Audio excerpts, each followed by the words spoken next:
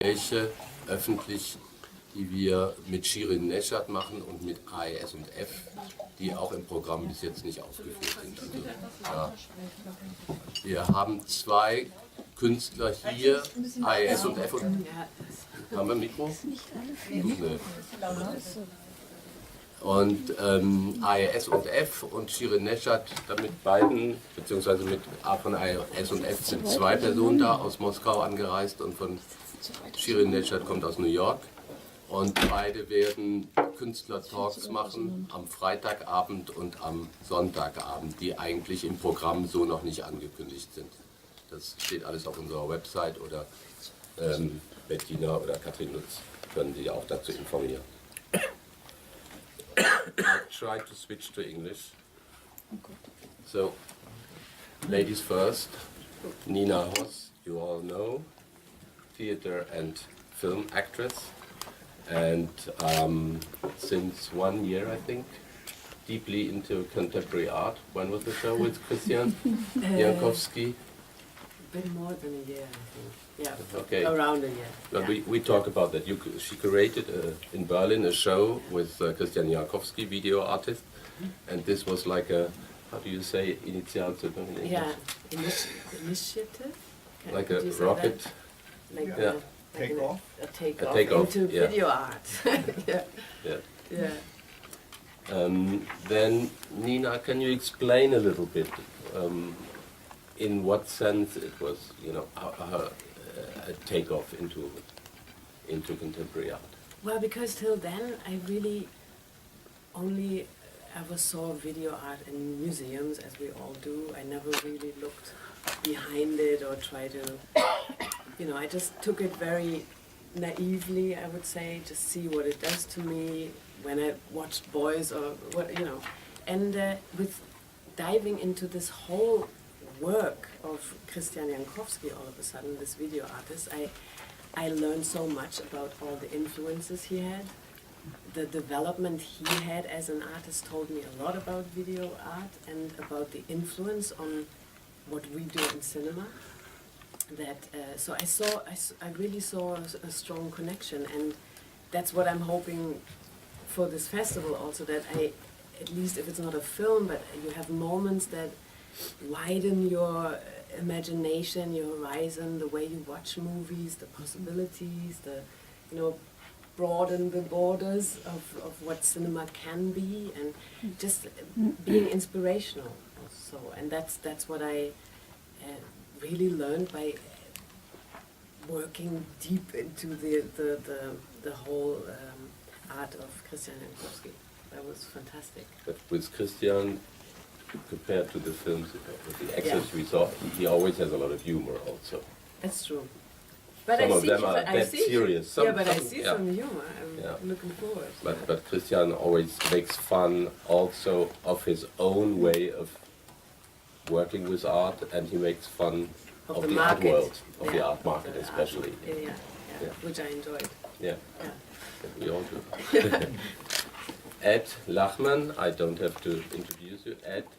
I met Ed long way ago, 85, when he had already, I think he already did this first Susan the two first Susan Seidelman films, Desperately Seeking Susan, and with Madonna, and you worked with Wenders and Herzog earlier.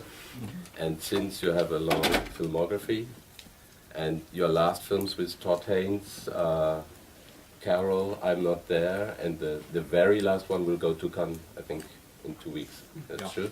Okay. When you saw the trailer, you noticed certainly that it was done in Super 8. So because of the grain that was there. So in the art world, there is a whole going back to Super 8, 16 millimeter, and you yourself also with Todd Haynes, especially, you shot in, I think, Super 16 Carol. Is that true? Can you talk a little bit about that? Because you painted, you started painting before you started your camera work, but your relation to material, film material and video was always very special.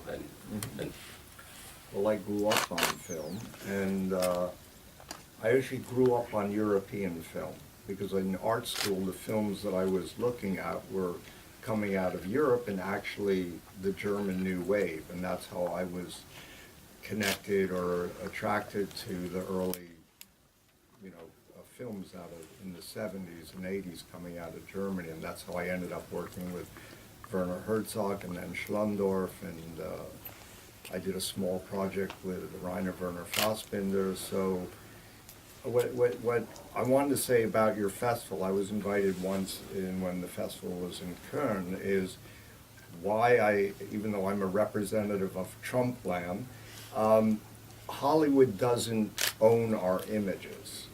And that's the great revelation for me, is that their manufactured happiness and fear doesn't have to be part of our vocabulary in telling our stories. And that's why I'm so attracted to what Heinz is doing with this festival and honoring artists that are, we know art is a lie, but possibly it can show us something about ourselves and truth, or maybe better, what's valid about our lives. And so I grew up with film, and so I feel a closeness to film because I know how to manipulate the film. But I learned through video artists how they're manipulating their world. And not all stories should be told in film or digital. So we shouldn't limit our tools, how we tell our stories.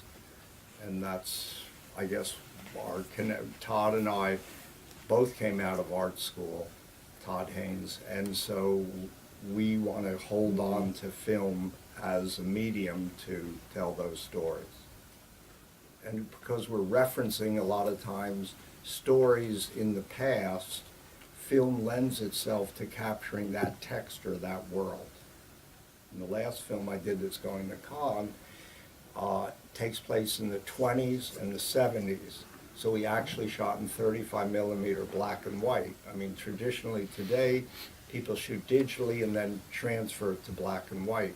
But it doesn't have the same contrast or grain structure. It's just a different feeling when you actually are able to do that. And I had to have Kodak make the film stock for us. We found one lab that was willing to dedicate a processor for us, and we shot 40% of the film in black and white under the skies with Amazon that is really a color film, and we're just shooting segments in black and white. But that's a very unusual situation to be allowed to do that. I don't know if I answered your question. you did, yeah. Tony Brown comes from Beijing. Tony is Canadian, and he's teaching in artist, and he's teaching in Beijing and in Paris. And what Ed just said, art is a lie, is that true? You consider art a lie? It's funny when somebody asks you a question, is a lie a truth? It's a contradiction of terms. So I just take it like you took it. And I think it didn't occur to me, just something occurred to me that when I was a boy, growing up in Canada, I think I was around 10 years old now, I don't remember, but just what you said. In Canada, because there was the Quebecois and there was a part of French culture, and at nighttime, after 11 o'clock, there used to be a thing on TV called Cine Club. And I used to sneak behind my parents' back and get up at 11 o'clock at night and watch films. A lot of the films were coming out of France and out of Europe. I didn't even know what I was watching. It just occurred to me. And I grew up, like you did, looking at Europe and looking particularly at French cinema. And I was fascinated by it as a child because it just seemed so interesting and different than everything else that was around me. And I think, and obviously, as I grew older, I started to research all of that stuff that I was watching as a young child. But it was hasard, it was by chance. And one of the things I think, and yesterday I went for a walk around the city here, and last week I was in Nanjing working on a project, and when I went for a walk around the city there too, it was almost like being here. It was very little different because it was all very standardized stuff. So Louis Vuitton, Prada. Don't say anything mean about our sponsors. I'm not saying anything mean. It's just, there was a very standardized package, just like what you were saying about Hollywood. So Hollywood is there, and Hollywood's done some great stuff. It's done some lousy stuff. I mean, it's just how it is. But that standardized package of Hollywood is extremely strong, and it's very hard to have alternatives occurring within that standardized package.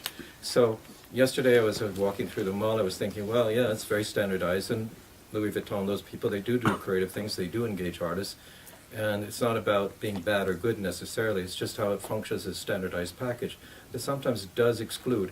And so when I was just looking at the rushes today, it was like Cine Club. There's a chance that there are other kinds of voices, and it's a chance that